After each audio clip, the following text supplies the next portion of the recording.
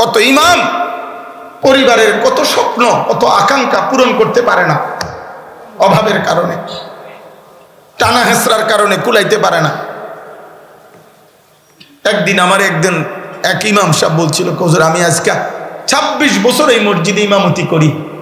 কাইন্দা দিছিল আমারে, কয় যে হুজুর আমার জীবনের কত বাচ্চাদের কত আবদার, সংসারের কত কিছু জীবনে পূরণ করতে পারি নাই অভাবের কারণে। উনি আমারে বলছিল, হুজুর আমি এরপর ওই মসজিদের ইমামতিটা ছোট্ট চাকরিটা ছাড়ি নাই, আল্লাহর দিকে চাইয়া পড়ে আর হইছি। তো উনি জানতে চাইছে, হুজুর আমারে আল্লাহ আখেরাতে দিবেনি। আমি ওনারে জড়াইয়া ধরে বলছিলাম, আমিও কাঁদছিলাম যে ইমাম সাহেব ইনশাআল্লাহ আপনি চোখ বন্ধ করবেন, কবরে যাবেন, যেদিন চোখ বন্ধ করবেন দেখবেন আপনি আখেরাতের বাদশাহ হয়ে গেছেন। নারু জাহান্নামা আসাদ্দু হাররা, জাহান্নামের আগুনের চাইতে অনেক বেশি গরম হবে। লাউ কানু ইয়ালামুন, আহা যদি তারা বুঝতো। আল্লাহ বলতেছে, বন্ধু যদি বেঈমান বুঝতো, মুনাফিক বুঝতো, কাপুরুষ যদি বুঝতো যে জাহান্নামের আগুন কি পরিমাণ গরম হবে, সেই তুলনায় এইটুকু সামান্য গরম কিছুই না। এটুকু গরম সহ্য করে যদি আল্লাহর হুকুম মানে, বিনিময়ে যদি আল্লাহ মাফ করে দেয়, জাহান্নামের আগুনের তুলনায় এই গরম কিছুই না। তখন মনে হবে অনেক সামান্য পরিশ্রমে আল্লাহ আমার অনেক বড় নিয়ামত দিছে, অনেক বড় পুরস্কার দিছেন। হাদিসের মধ্যে আছে, নবী সাল্লাল্লাহু আলাইহি ওয়াসাল্লাম বলছেন, নারুকুম হাদিহি জুজউম মিন 70 জুজআম মিন নারি জাহান্নাম ফাবরিদুহা বিসসালাহ। নবীজি বলেন, তোমাদের দুনিয়ার যেই আগুন তোমরা জ্বালাও, চুলার লাকড়ির যত আগুন, আল্লাহ নবী সাল্লাল্লাহু আলাইহি ওয়াসাল্লাম বলেন জাহান্নামের আগুনের 70 ভাগের 1 ভাগ এই আগুন। এই বাবা, এই বেটা বেয়াদব, মোবাইল ধরতে নিষেধ করছে না? এই পিচ্ছি ছেলে, ওঠ বেটা এখান থেকে, বেটা ওই বেটা ওঠো, বেটা ওঠো, ওঠো এখান থেকে উঠো, যাও বেটা, ফাজিল বেটা, বেয়াদব বেটা। বললো না মানে মাতবর, শয়তানি করতে আসছো এখানে? হ্যাঁ, ওঠো তুমি, যাও থেকে, যাও যাও।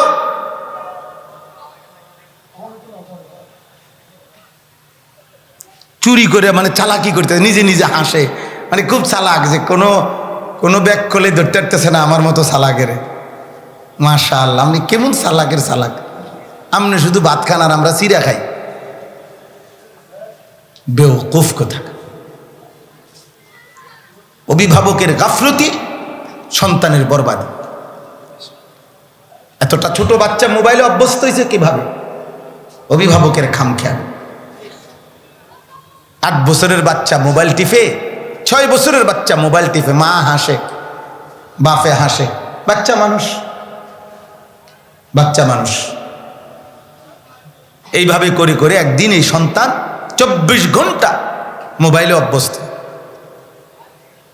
অসংখ্য অভিভাবক মোবাইল দেখায় দেখাইয়া বাচ্চাকে ঘুম পাড়ায়, মোবাইল দেখায় দেখাইয়া খানা খাওয়ায়, মোবাইল দেখায় দেখাইয়া নাস্তা করায়। সব কিছুর মূল ওষুধ মোবাইল।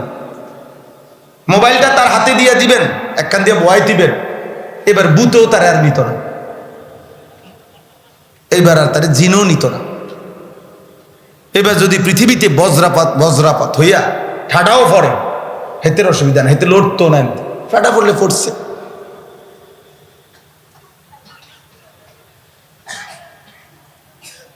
আফসুস বেটা, আমার বাপ, আফসুস, এটা আফসুস। আমাদের এই সীমাহীন গাফলতির খেসারত আমরা প্রতিদিন দিচ্ছে, আরো দিতে হবে, আরো দিতে হবে। অসংখ্য মা বাবা, আমরা তো যারা শিক্ষা প্রতিষ্ঠানের সাথে জড়িত আমরা জানি বিষয়টা, আপনারা বুঝতেন না।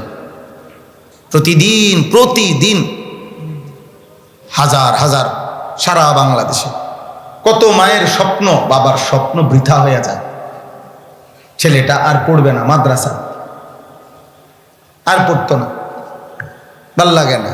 মূল কারণ একটাই, যে কতদিন বাড়িতে থাকতে পারে ওই কতদিন তো 24 ঘন্টা মোবাইল চালাইতে পারে। 7 দিন পরে 8 দিন টানা মোবাইল টিপ্পা, এই ছেলেটা মাদ্রাসায় আসলে আর কোনোভাবেই মন বসে না। তার তখন সারাক্ষণ ওইটার কথা মনে পড়ে, তখন সে কোনো না কোনো ফাঁকি ঝুঁকি খোঁজে। সমবয়সী বাড়িতে গেলে দেখে স্বাস্থ্য ভাই, জ্যাঠতো ভাই, মামতো ভাই, ফুফাতো ভাই, সমবয়সী সবাই একটা একটা বড় মোবাইলে রং তামাশা ফুর্তি করতেছে, নাচ দেখতেছে, গান শুনতেছে, বাজনা বাজতেছে। তখন মাদ্রাসায় পড়ুয়া এই ছেলেটা নিজেকে ভাবে যে আহারে, আমি মাদ্রাসায় পড়ার কারণে আজকে আমি বন্দী, মাদ্রাসায় পড়ার কারণে আমি আজকে আবদ্ধ। আমি যদি মাদ্রাসায় না পড়তাম তাইলে তো আমিও তাদের মতো উল্লাস করতে পারতাম। এই হলো আমাদের বাস্তব অভিজ্ঞতা। আমরা মাদ্রাসার সাথে সম্পৃক্ত। আমার নিজেরও মাদ্রাসা আছে, আলহামদুলিল্লাহ। মাদ্রাসায় 534 জন ছাত্র, 550 মতো ছাত্র আছে। হেদায়েতুন নাহু পর্যন্ত নুরানি বিভাগে আমাদের মাদ্রাসায় প্রায় 212 জন ছাত্র আছে। এই ছোট ছোট বাচ্চা হিফজখানায়, নাজেরায় 180 জন ছাত্র নাজেরা হিফজখানায়। এই প্রতিনিয়ত আমি প্রত্যেক বন্ধের সময়, মাদ্রাসা যখনই বন্ধ দেয় আমার কলজাটা কাঁপে। প্রতি বন্ধের পরে আসলেই 1 সপ্তাহ পরে 2 জন, 5 জন, 7 জন ছাত্র ছুটে যায় কোনো না কোনো বিভাগ। কি হয়েছে? ভাল লাগে না, এতে আর পড়তো না, সে আর পড়বে না, সে পড়বে না। এমন প্রতিষ্ঠান খুঁজে, বাফেরে এমন বুঝানি বুঝাইছে, অথবা এমন জিদ ধরছে যেখানে কোনো বিধি নিষেধ নাই, যেখানে খাড়াইয়া মুতলো অসুবিধা নাই, বইয়া মুতলো সমস্যা নাই, ওইখানে পড়বে। কারণ কারো ফিকির হইলো শুধু পড়া পারলেই হইলো, চরিত্র, আখলাক, চলাফেরার মধ্যে কোনো আলাদা এটা দেখার কিছু নাই। কিন্তু আমাদের মাদ্রাসা মানে আমরা শুধু পড়া মুখস্থ বুঝি না, আমরা বুঝি জিন্দিগি। একটা বাচ্চা পড়তেও হবে, আবার নিজের জীবন চলাফেরা, উঠা বসা এটাও গড়তে হবে। আমরা বুঝি, আমরা এটা ভাবি, যার কারণে আমরা 6 বছরের বাচ্চাকেও দস্তরখান বিছায় খানা খাওয়াই। আপনি দেখেন, 6 বছরের বাচ্চা, 7 বছরের বাচ্চা ফজরের নামাজ না পড়ে, আলহামদুলিল্লাহ আমরা চ্যালেঞ্জ করলাম সারা বাংলাদেশে নুরানি মাদ্রাসা যা আছে এমন একটা মাদ্রাসা নাই 6 বছরের বাচ্চা ফজরের নামাজ না পড়ে মাদ্রাসায় ঘুমায় থাকবে, এই সুযোগে নাই। 7 বছরের বাচ্চা মাদ্রাসায় ফজরের নামাজ না পড়ে ঘুমায় থাকবে, এই সুযোগে নাই। চ্যালেঞ্জ করলাম, ইনশাআল্লাহ। কিন্তু অসংখ্য মুসলমানের ঘর, বাবা মা 2 জনই মুসলমান, 2 জনই জীবিত, কিন্তু 16 বছরের দামরা গত 365 দিনে, খোদার 1 বছরে একদিনও ফজরের নামাজ পড়ে নাই। এমন নিকৃষ্ট জানোয়ার, মানুষরূপী পশু মুসলমানের ঘরে অহরহ ঘুমায়, যে 365 দিন খোদার 1 বছরে বলতে পারবে না এই জানোয়ার, এই মানুষরূপী হাইওয়ান কোনোদিন ফজরের নামাজ পড়ছে। অথচ মাও আছে, বাপও আছে, 2 জনই জীবিত, এবং 2 জনই কয় ফুতে পড়ালেখা করে। হেবড়া শিক্ষিত হইতেছে, হেবড়া মানুষ হইতেছে। সেজদাবিহীন মানুষ হয় না, আল্লাহবিহীন মানুষ হয় না, ইবাদতবিহীন মানুষ হয় না। আব্বা মালিক না চিনলে মানুষ হয় না। কপালে যার সেজদা নাই সে মানুষ হয় না, উপার্জনকারী প্রাণী হয়। সে এমন কিছু পড়ালেখা করছে যে পড়ালেখা দিয়ে এখন সে উপার্জন করে, ঠিক আছে, সেটা ইকোনমিক্যাল অ্যানিমেল হয়েছে, অর্থনৈতিক প্রাণী। অর্থাৎ যে রোজগার করা শিখছে তার পড়ালেখা দিয়া। আরেকজন পয়সা ছাড়ে, পড়ালেখা ছাড়া পয়সা কামায়, এমন নির্দিষ্ট কিছু পড়ালেখা করে এর দ্বারা পয়সা কামায়। এতটুকু তাফাত। উনি পয়সা কামায় লুঙ্গি ফিন্দা, উনি একটু স্যুট বুট পরে, এতটুকুই। সেজদাবিহীন মানুষ হয় না, আল্লাহবিহীন মানুষ হয় না, বন্দিগিবিহীন মানুষ হয় না। বিশ্বাস করেন, হয় না। যে দিল আল্লাহকে নিয়ে ভাবে না, যেই কান আল্লাহর কথা শোনে না, যেই চোখ আল্লাহর আয়াত দেখে না, খোদার কসম আল্লাহ কোরআনে বলছে উলাইকা কাল আনআম, ওই মানুষগুলো জানোয়ার।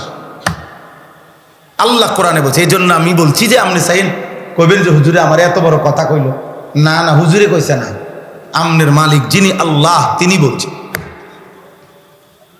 তিনি বলছেন ফজরের নামাজ যে পড়ে না, খোদার কসম, তোমার নবী যিনি, তোমার সেই নবী যিনি, তোমার রাসূলুল্লাহ সাল্লাল্লাহু আলাইহি সাল্লাম, তোমার নবী বলছে সে মুনাফিক, মুনাফিক, মুনাফিক, মুনাফিক, সে মুনাফিক। আল্লাহর নবী বলছে, একবার না বারবার। নবী সাল্লাল্লাহু আলাইহি সাল্লাম ফজরের নামাজের পরে সালাম ফিরিয়ে জিজ্ঞেস করতেন, আশাহিদুন ফুলান, আশাহিদুন ফুলান, অমুকে আসছে, অমুকে আসছে। যদি শুনতেন আসে নাই, আল্লাহর নবী বলতেন, শোনো, মুনাফিকের জন্য ফজর পড়া কঠিন। বিশুদ্ধ হাদিস, মুনাফিকের জন্য ফজরের নামাজ পড়া কঠিন। নবী সাল্লাল্লাহু আলাইহি সাল্লাম বলতেন। হযরত আব্দুল্লাহ ইবনে মাসউদ রাদিয়াল্লাহু তাআলা আনহু, স্পষ্ট হাদিসে আছে, তিনি বলতেন, কুন্না নুসাল্লি মা'আন নবী সাল্লাল্লাহু আলাইহি ওয়াসাল্লাম সালাতাস সুবহি ফি জামাআ, আমরা নবীজির সাথে ফজরের নামাজ মসজিদের জামাতে পড়তাম। লাম ইয়াতাখাল্লাফ আন্না ইল্লা মুনাফিকান বাইয়িনুন নিফাক, ফজরের নামাজের মসজিদের জামাতে কেবল ওই ব্যক্তি বিরত থাকতো, আসতো না যে স্পষ্ট মুনাফিক। কসম খোদার, আপনি যদি রেফারেন্স দেখতে চান তা আমার ওয়াজের পরে বয়াইন, আমি দেখাই যাব। এবং এমনকি ওই কিতাব আমার গাড়িতেই আছে, আরবি কিতাব, আমি যেটা বসে বসে পড়ি অবসর টাইমে, এখনো আছে গাড়িতে, মন চাইলে দেখাবো। আল্লাহ নবী সাল্লাল্লাহু আলাইহি সাল্লামের সাহাবী আব্দুল্লাহ ইবনে মাসউদ বলে, ফজরের নামাজে যে আসতো না, আমরা তাকে চিনতাম যে বাইয়িনুন নিফাক, সে স্পষ্ট মুনাফিক, স্পষ্ট মুনাফিক। বলেন আব্বা, বলো ভাইয়া, মানুষ হচ্ছ নাকি উপার্জনকারী প্রাণী হচ্ছ? বুঝ করে নাও। কোরআনে পড়বেন, কে পড়বেন, কোনো কিছু নিষেধ। বাংলাও হারাম না, অঙ্কও হারাম না, ইংরেজি পড়াও হারাম না, পদার্থবিজ্ঞান, জীববিজ্ঞান, রসায়ন বিজ্ঞান, উচ্চতর গণিত, তথ্য যোগাযোগ প্রযুক্তি, কোনোটাই হারাম না, কোনোটাই না জায়েজ না, আমরা কোনোটাই নিরুৎসাহিত করি না। কিন্তু আমরা বলি, আল্লাহ বললা কেন? কোরআন পড়তে পারো না কেন? নামাজ পড়তে পারো না কেন? একটা লাইন দেখে দেখে শুদ্ধ পড়তে পারো না কেন? 10টা দোয়া কইতারো না কেন? সূরা কেরাত জানো না কেন? সুন্নাত মোতাবেক রুকু সেজদা দিতে পারো না কেন? আত্তাহিয়াতু দুরূদ শরীফ শুদ্ধ বলতে পারো না কেন? দোয়ায়ে কুনুত শুদ্ধ বলতে পারো না কেন? কেন বাবা বলে? স্কুলে পড়লে দোয়ায়ে কুনুত শুদ্ধ করতে হয় না, এই সিদ্ধান্ত কে দিল? ইউনিভার্সিটিতে পড়লে, কলেজে পড়লে, জেনারেল লাইনে পড়লে অশুদ্ধ সূরা কেরাত পড়লেও চলবে, আমনের বেহেশতে যাইতেন পারবেন। তাহলে আমনে বেহেশতে যাইতে সময় অশুদ্ধ সূরা কেরাত নিয়ে যাইবেন, আর আমি বেহেশতে যাইতে সময় কোরআন শরীফ শুদ্ধ করতে হবে, তো এটা কি ইনসাফ হলো নি? কথা কয় না, এটা বৈষম্য হয়ে গেল না? কি হোক, ও আমনে বিড়িও খাইবেন, সুদও খাইবেন, কিস্তিও নিবেন, প্রতিদিন টেলিভিশনও চাইবেন, আপনার বউ বাচ্চা সবাই ঘরে টেলিভিশনও চাইব, এরপরও আপনি বেহেশতে যাইবেন, আর এর কোনোটাই আমি করতে পারতাম না, আমি বেহেশতে যাইতে হইলে এটা কেমনি ইনসাফ হইল? বেহেশত আমার বেলায় এটা কঠিন হয়ে গেল কা? কথা বলেন না কেন? আপনারা এই যে আম করে দেখলে, হ্যাঁ হুজুর মানুষ চা দোয়ানে বইছেন কীর্তেন, এটা হুজুর মানুষ চা দোয়ানে বসার অনুমতি নেই, বাকিদের অনুমতি। হ্যাঁ হুজুর মানুষ গালি দেন কা? ও তো হুজুর মানুষে গালি দিতে পারতো না, বাহিরা দিতে পারবে নাকি? হ্যাঁ বেটা দাড়ি রাখছ, মিশে কথা কস কেন? তাহলে বুঝা গেল ক্লিন শেভ বলার জন্য মিশে কথা জায়েজ। কথা বলেন না? দাড়ি কাটা হইলে মিশা কথা বলা জায়েজ, তো তাহলে আপনি এটা কি কইলেন যে দাড়ি রাখছ মিশা কথা কস? মিথ্যা কথা বলা যদি হারাম হয়, তো দাড়িওয়ালা দাড়ি ছাড়া সবার জন্যই তো হারাম। কথা বলেন না? হ্যাঁ হুজুর মানুষ, তোমার হুজুর মানুষ তো হুজুর তো মানুষই। এই জন্য চাচা ভাইয়া চালাক মনে করেন না, অল্প কয়টা ভাত খাইয়া কেউ চালাক হয় না। দুনিয়া অল্প একটু রোজগার করতে পারলে এটা চালাকির কিছু নেই। দুনিয়া আল্লাহ তাআলা যাকে যেটুকু দেওয়ার স্বাভাবিকভাবেই দেয়। চালাক বেকুব সবাই ভাত খায়, সুস্থ অসুস্থ সবাই খানা খায়, চৌকোওয়ালা অন্ধ সবাই খানা খায়। দুনিয়া আল্লাহ সবাইকেই ভোগ করতে দেয়, দুনিয়া আল্লাহ জানোয়ারকেও ভোগ করতে দেয়। দুনিয়া ভোগ করতে পারছি, দুনিয়া এটা খুব আহামরি কিছু না। দুনিয়া কীট পতঙ্গ জন্তু জানোয়ারও ভোগ করছে, করছে না? কথা বলেন না? একটা হাতি 250 কেজি খাবার খায় একদিন, এটা গবেষকদের কথা। 90 লিটার পানি পান করে একটা জঙ্গলের হাতি প্রতিদিন। একটি তিমি কমপক্ষে 200 মানুষের সমপরিমাণ খাবার একবারে খায়। আমি নিজে চোখে দেখছি চিড়িয়াখানার বাঘ, চিড়িয়াখানায় সামান্য সীমিত মাফাখানা, কিন্তু বলছি জিজ্ঞেসি প্রত্যেক বেলা কমপক্ষে 20 থেকে 22 কেজি গরুর গোশত খাইতে দেয়। চিড়িয়াখানার ভিতরে, জঙ্গলে না। 20-22 কেজি গরুর গোশত এক বসায় খাইতে পারবেন আপনি? কথা বলেন না? আধমন গোশত খাইতে পারবেন একবারে? একজনে পারবেন? তো তাহলে দুনিয়া বাঘ ভাল্লুক আমাদের চাইতে বেশি ভোগ করছে না কম? তো তাইলে দুনিয়া ভোগ করলেন, হ্যাঁ? আস্তাগফিরুল্লাহ, আস্তাগফিরুল্লাহ। আল্লাহ আমাদেরকে হেফাজত করেন। প্রিয় ভাই আমার, বন্ধু আমার, বাপ আমার,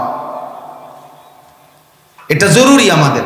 আজ আমাদের সবচেয়ে বড় সমস্যা হচ্ছে আমরা কোনোভাবেই অভিভাবকদেরকে বুঝাইতে পারতেছি না। যারা অভিভাবক, উপার্জনকারী ফ্যামিলির যিনি অভিভাবক, পোলাটার বাপ জেবড়া, মহিলাটার স্বামী যিনি, এই মেয়েটার যিনি বাপ মা, ওনাদেরকে যদি বুঝাইতে পারতাম যে আপনি এবং আপনার সন্তান পরিবারের জীবনের মূল উদ্দেশ্য উপার্জন না, মূল উদ্দেশ্য ইবাদত, মূল উদ্দেশ্য আখেরাত, খোদার কসম যদি শুধু এই কথাটা বুঝাইতে পারতাম আমরা, তাইলে আমাদের সমাজ আরো সুন্দর হতো। আমরা এটা বুঝাইতে পারতেছি না। আমাদের অভিভাবকের বুঝছে যে নামাজ রোজা আল্লাহ বিল্লাহ এটি হেতের নিজের বিষয়। আমি বাপ হিসাবে আমার দায়িত্ব, বাবুরে তে বিদেশ যাবো কইছে, আমি নিজে কষ্ট করে সুদে কিস্তিতে জমি বেচার কোন যেমনে পারছি টেয়া মিলাই দিছি, আমার দায়িত্ব। আমি হুজুর বিশ্বাস করে 6 লাখ টাকা জমি বেচা দিছি, 6 লাখ টাকা সুদে লইছি, লইয়া কোনো রকমে 15 তারিখের ভিত্তিতে টেয়াডি মিলাই দিছি। তারা সময় দিছে, এরপরে হইলে ভিসা নাই। হ্যাঁ, এইবার আমার দায়িত্ব। ফোলা কইছে বিয়া করবো, বিয়া করাই দিছি, মেয়েরে বিয়া দিয়া দিছি, বিল্ডিং করে দিছি। এবার যদি নামাজ রোজা করে, আল্লাহ খোদা মানে, তার ইচ্ছা। এটা নিয়ে ইসলাম বলেন না আব্বা? আপনারা বলেন না?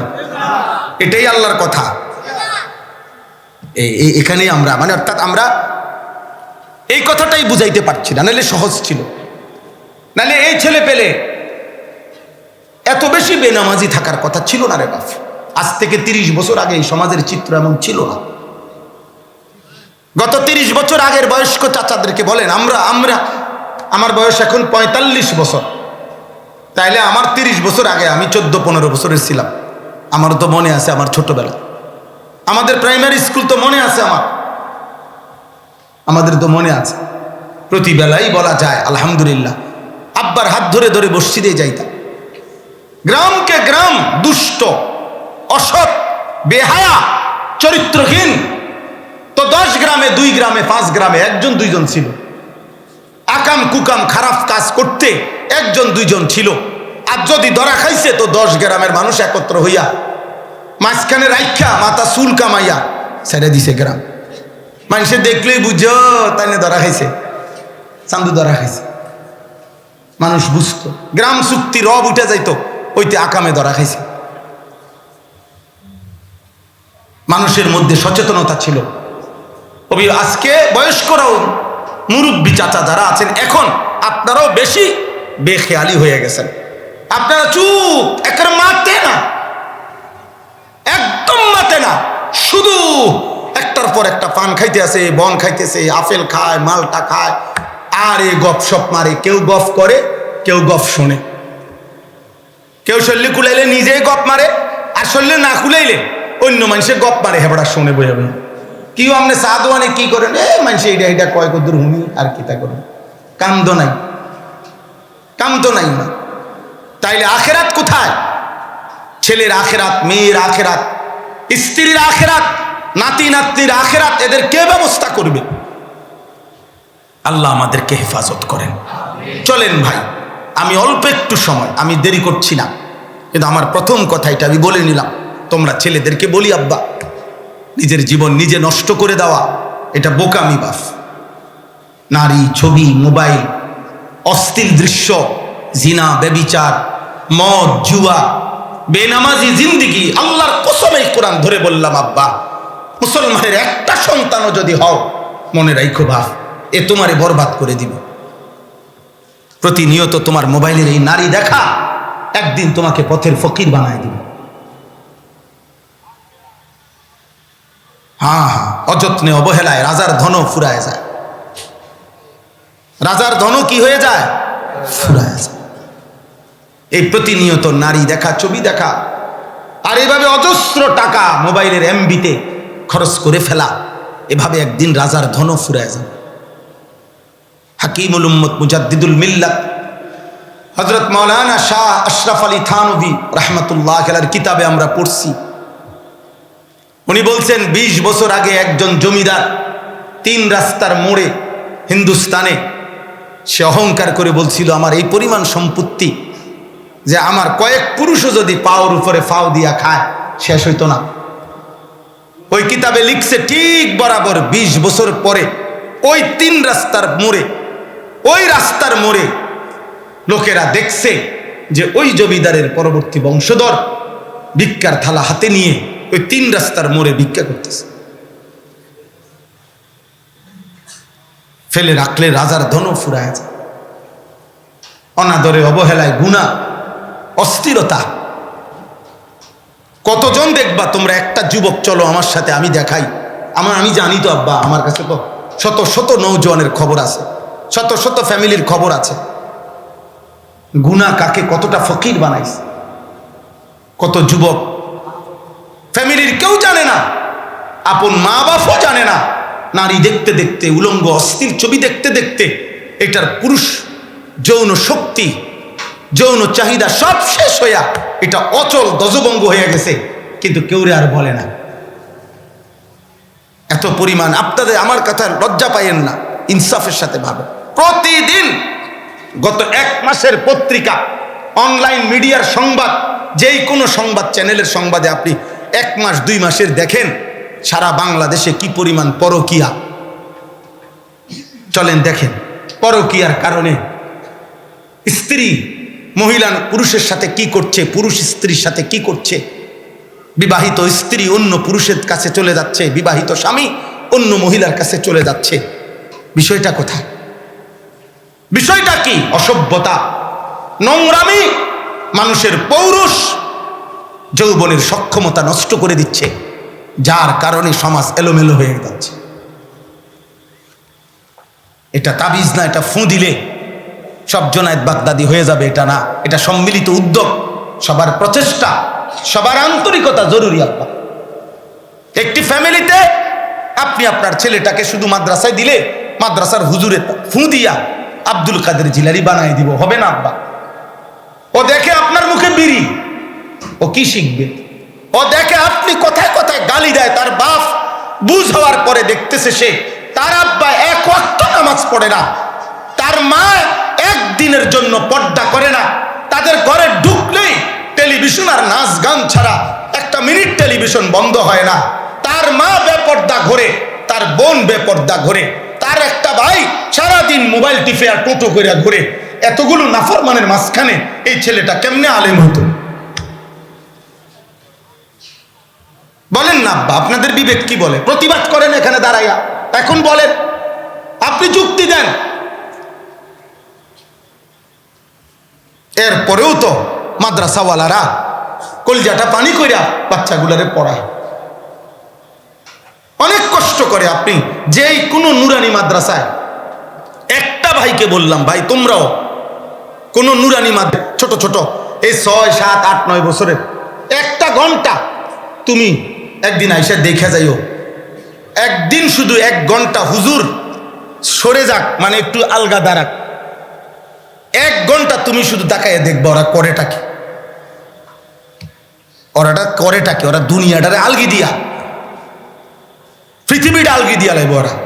আপনি একদিন আইয়া চাইয়া যান শুধু কি পরিমাণ, বাচ্চা তো বাচ্চাই, সে তো বাচ্চাই, এই পরিমাণ যন্ত্রণা, ঝামেলা, পেরেশানি এক একটা মাদ্রাসার উস্তাদ, বিশেষ করে নুরানি বিভাগের শিক্ষক, নাজেরা হিফজ বিভাগের শিক্ষকরা সহ্য করে।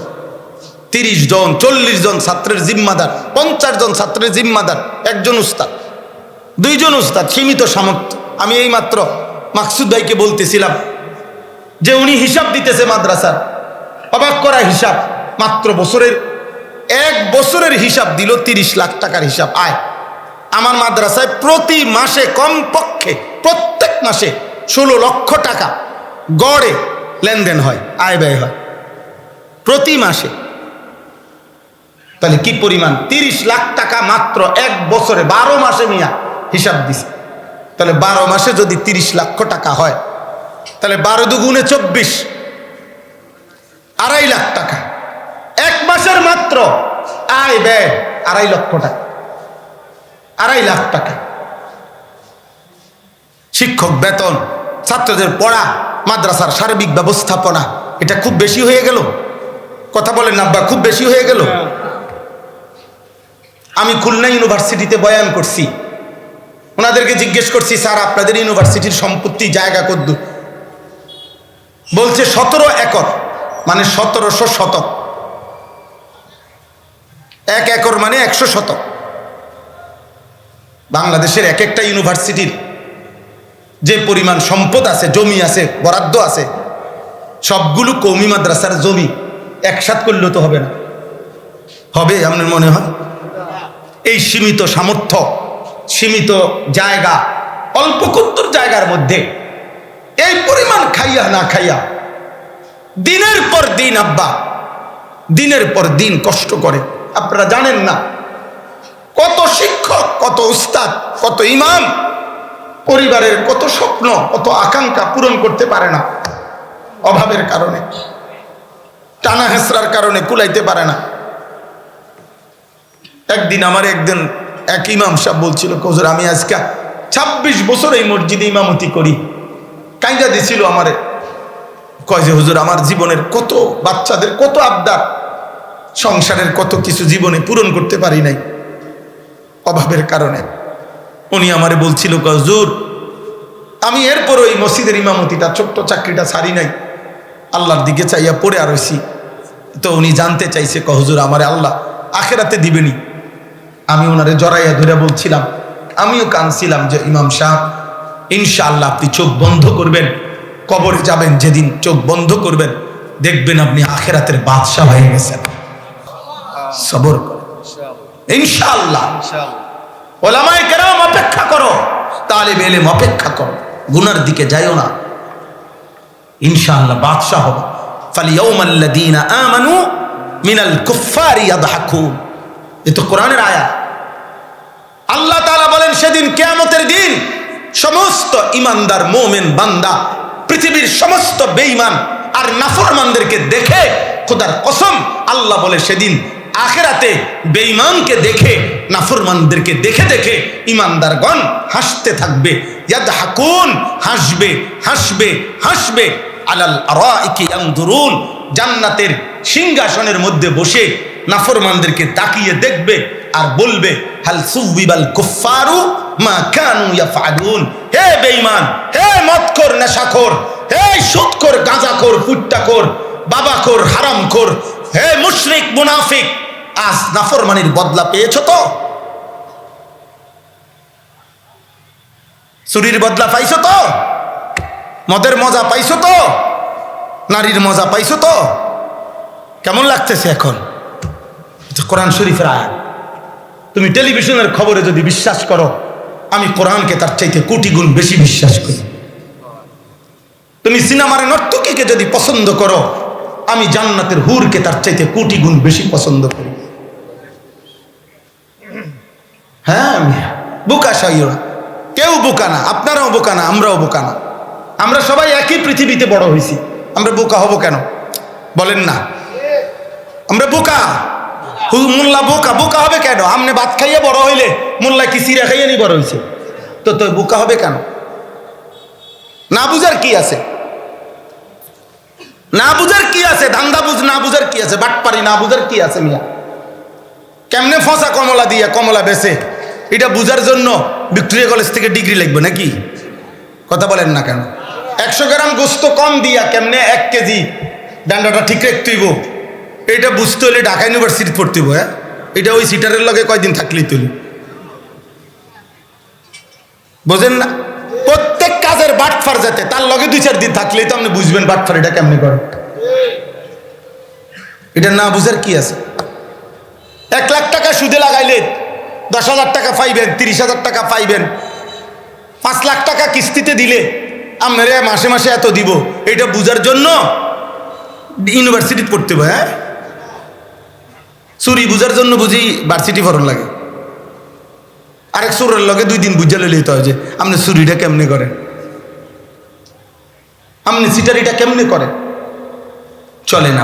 অতএব আমি দেরি করছো না, রাত অনেক হয়েছে, অনেক বয়ান হয়েছে।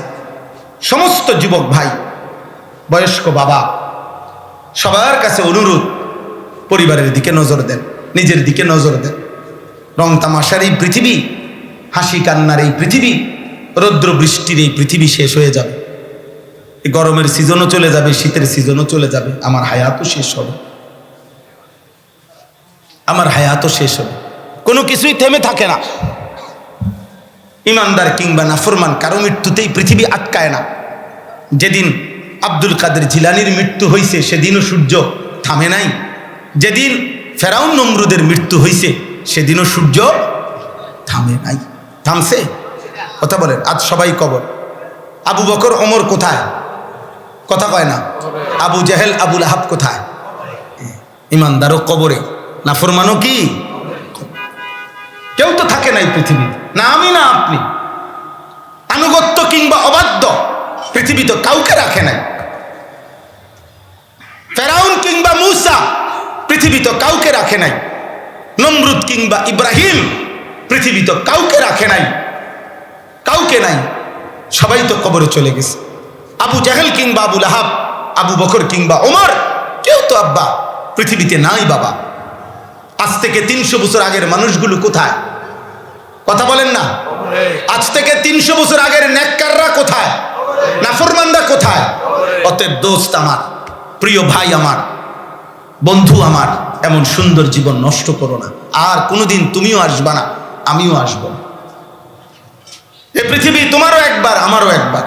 এই রাত তোমারও একবার, আমারও একবার। তোমরা বিশেষ করে যুবক ছেলে যারা খুব বেশি বাড়াবাড়ি করতেছো, তোমরা সীমাহীন, তোমরা তোমাদের অসংখ্য ছেলের বাবা থাইকাও নাই, মা থাইকাও নাই। এই সমাজ, এই দেশ, এই জাতি তোমাদের থেকে মুখ ফিরাই নিছে। কেউ তোমাদের দিকে তাকায় না। অনেক ছেলে আছে, কেউ একটা লোক তার কপালে, খোদার 1 বছরে তার কপালে একটা মানুষ জোটে নাই। কেউ তারে কইবে যে কিরে আব্বা, তুমি যে মুসলমান, তোমার আব্বা মা মুসলমান, তুমি যে 1 ওয়াক্ত নামাজ পড়ো না, কি ব্যাপার বাবা? এই কথাটা বলবে তারে, তার কপালে এমন একজন মানুষও জোটে না। কি করে, কি খায়, কি ঘুমায়, কোথায় নাচে, কোথায় লাফায়, কিচ্ছু জানে না, কিচ্ছু জানে না। কই মা, কই বাপ, কই আল্লাহ, কই রাসূল, কোথায় কোরআন, কোথায় কিতাব, কোথায় দিন, কোথায় শরীয়ত। রাত হয় কোথায়, দিন হয় কোথায়, কি দেখে, কেন দেখে বলেন না। এই দেখতে দেখতে খেলা ফুটবল শেষ হয়ে যাবে না? কথা বলেন না। কিন্তু গুনাহগুলো, একটা না একটা দল হেরে যাবে, সবগুলো দল বিদায় নিবে, কিন্তু গুনাহগুলো, বাম কাঁধে যে গুনাহগুলো লেখা হলো আব্বা, সেগুলো কোথায় যাবে? ব্রাজিলও থাকবে না, আর্জেন্টিনাও থাকবে না, কিন্তু তোমার গুনাহ কে নিবে? তোমার গুনাহ নিবে কে ভাই? এজন্য ভাবতে শিখেন। এখানে আমি যে 4টা আয়াত পড়ছি, এই সংক্ষেপে বলতেছি, 4টা আয়াতের মধ্যে প্রথম 3টা আয়াতে আল্লাহ তাআলা নাফরমান পাপীর অবস্থা বলছে, শেষ আয়াতে ইমানদারের অবস্থা বলছে। একদম সংক্ষেপ কথা হলো, আল্লাহ তাআলা প্রথম 3 আয়াতে নাফরমানদের, পাপী বান্দার 3টা অবস্থার বর্ণনা করেছেন। 12 নম্বর পারা, 11 নম্বর সূরা, সূরায়ে হুদ। এই সূরার 4টি আয়াত আমি পড়ছি, এই আর অল্প একটু, 8, 9, 10, 11, এই 4টা আয়াত। এই 4টা আয়াতের মধ্যে প্রথম 3 আয়াতে আল্লাহ তাআলা বেঈমান, কাফের, নাফরমান, পাপীর 3টা চরিত্র বলছে। 1 নাম্বার, আল্লাহ তাআলা বলেন প্রত্যেক নাফরমান পাপী পাপ সত্ত্বেও, শুনতেছেন আপনারা, পাপ সত্ত্বেও কুফর করে, শিরিক করে, চুরি করে, ডাকাতি করছে, জিনা করছে, মদ জুয়া মধ্যে লিপ্ত, বেপর্দা, বেহায়া নারী, মানে গুনাহ, পাপ, সীমা লঙ্ঘন, আল্লাহর নাফরমানি সত্ত্বেও বিশেষ কোনো হিকমতের কারণে আল্লাহ এখনো আযাব দিচ্ছে না, যদিও আযাব প্রাপ্য। নবীরা, প্রত্যেক নবী নিজ নিজ কওমকে গুনার কারণে আযাব, এই কথা বলছে। গুনার কারণে কি আসে? কথা বলে না, কি আসে? আযাব আসে। এই এখানে আছে কোরআনুল কারীমের মধ্যে, এই সূরার মধ্যেই আছে। আল্লাহ তাআলা বলেন ওয়া ইন তাওয়াল্লাউ ফাইন্নী আখাফু আলাইকুম আযাবা ইয়াউমিন কাবীর। হে নবী, আমার বান্দাগণকে বলেন, ওরা যদি আমি আল্লাহ থেকে মুখ ফিরিয়ে নেয় তাহলে তাদেরকে বলেন যে আমি তোমাদের জন্য অত্যন্ত ভয়ানক আযাবের ভয় করছি। আখাফু আলাইকুম আযাবা ইয়াউমিন কাবীর।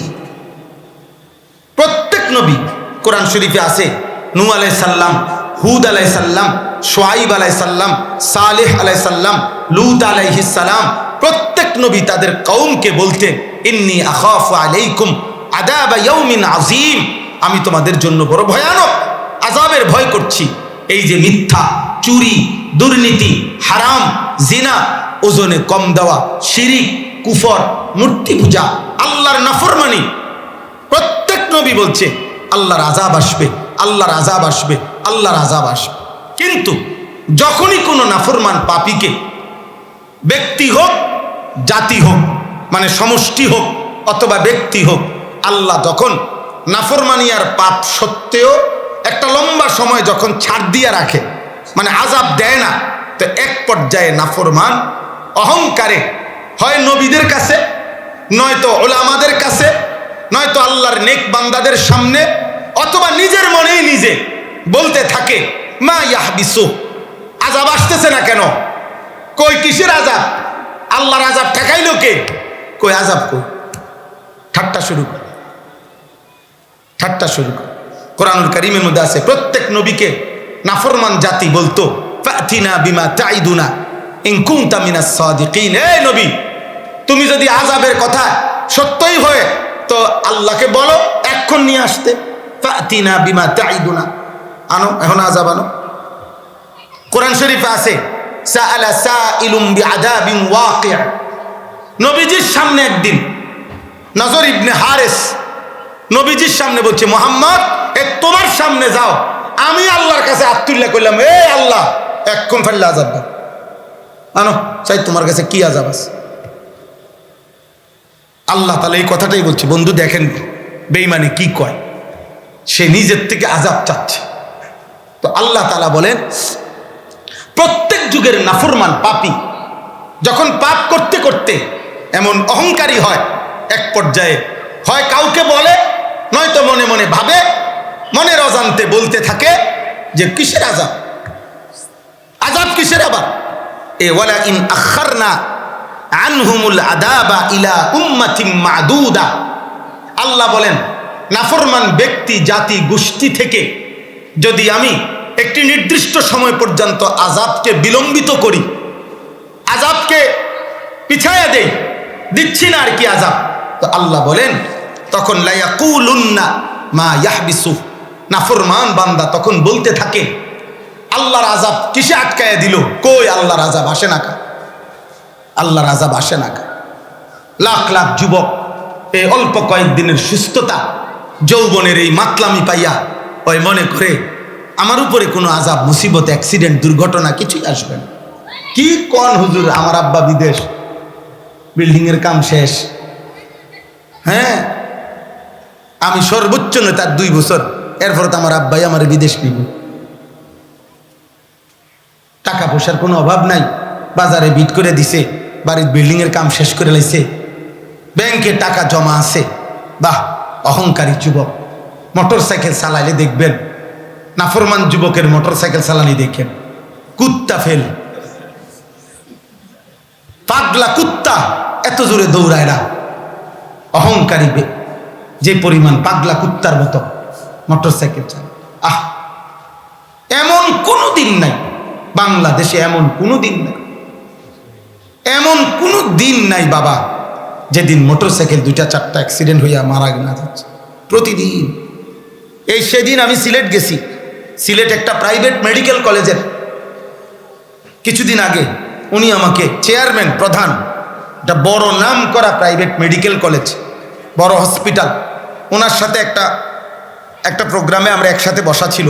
তো কথার প্রসঙ্গে উনি বললেন, কয় যে হুজুর, প্রতিদিন আমাদের এই মেডিকেল হাসপাতালে, আমাদের এত বড় হসপিটালে আইসিইউতে যে রুগীদেরকে ঢুকানো হয়, সিরিয়াস রুগী, এর মধ্যে প্রত্যেক দিন এর প্রধান অংশ, বেশি অংশই যুবক যারা অ্যাক্সিডেন্টের রুগী, হাত ভাঙ্গা, ফাও ভাঙ্গা, এই পরিমাণ অ্যাক্সিডেন্ট করছে যে আইসিইউ ছাড়া উপায় নেই।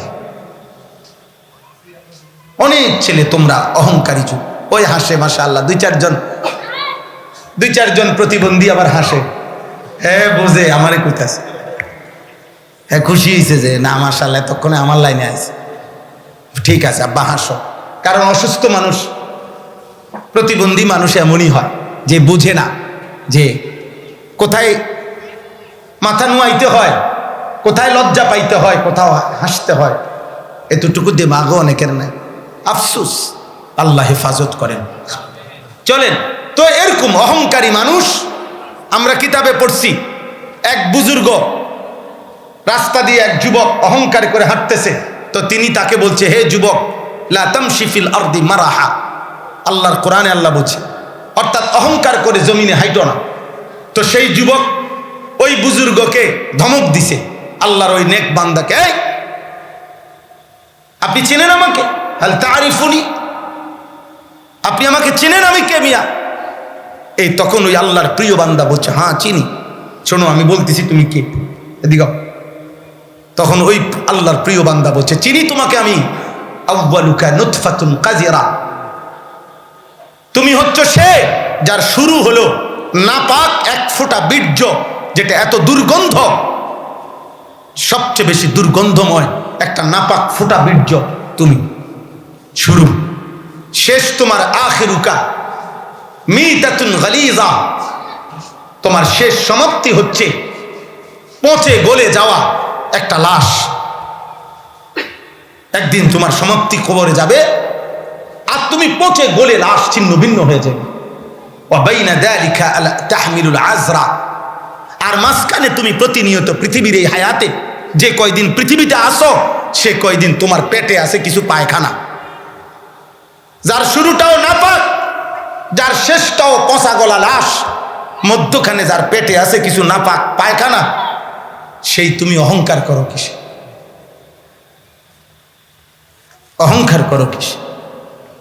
তোমার নাকের ছিদ্র দিয়ে যেরকম নিঃশ্বাস বাইর হয়, তোমার পেটের কোনো এক পাশে যদি ছিদ্র থাকতো আর সেখান থেকে শুধু তোমার পেটের একটা ছোট্ট ছিদ্র দিয়ে যদি পায়খানার দুর্গন্ধ বাইরিত, তাহলে তো তোমার পাশে কোনো কুত্তাও বসতো না। কথা বলে না? তোমার পাশে তো কোনো কুত্তাও বসতো না। মহান আল্লাহ তাআলা দয়া করে তোমার দুর্গন্ধময় ওই নাপাক পায়খানা তোমার শরীরের ভিতরে আটকায় রাখছে।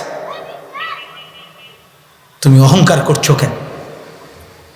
একজন যুবক, একটা ছেলে, আমি স্বপ্ন দেখি একজনের, আমি আশায় থাকি কোনো একদিন রাত গভীরে কোনো একদিন একটা ছেলেই বদলাবে। আমি নির্দিষ্ট কোনো দল করি না, পার্টি করি না, আমার কোনো মার্কা নাই, নির্বাচনের কোনো প্রস্তুতি নেই, ইচ্ছা নাই, কাজেই বেশি না কম শ্রোতা আমি এটা বুঝি না, বলতে থাকা আমার মাকসাদ। তাইলে আব্বা আমি বুঝাইতে চাইলাম, আল্লাহ বলেন আলা ইয়াউমা ইয়াতিহিম লাইসা মাসরুফান আনহুম, আল্লাহ বলে বন্ধু বলে দেন একদিন সত্যি সত্যি যখন আযাব আসবে, সেদিন এই কায়নাতের কারো ক্ষমতা থাকবে না সেই আযাবকে প্রতিহত করবে। বলে ফেরাউন যেদিন ডুবছিল সেদিন আর কেউ থামাইতে পারছে? নমরুদ যেদিন ধ্বংস হয়েছিল সেদিন আর কেউ ঠেকাইতে পারছে? এই পৃথিবীর কোন জালেমের উপরে যখনই আল্লাহর আযাব আসছে তো সে আর কোনোদিন থামাইতে পারছে? আল্লাহ বলেন যেদিন সত্যি আযাব আসবে সেদিন আর কেউ প্রতিহত করতে পারবে। ওয়া হাকা বিহিম মা কানু বিহি ইস্তাহজিউন।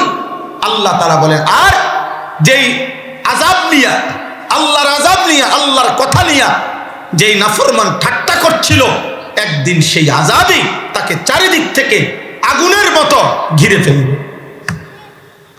ঘিরে ফেলবে। এই হলো একটা কথা।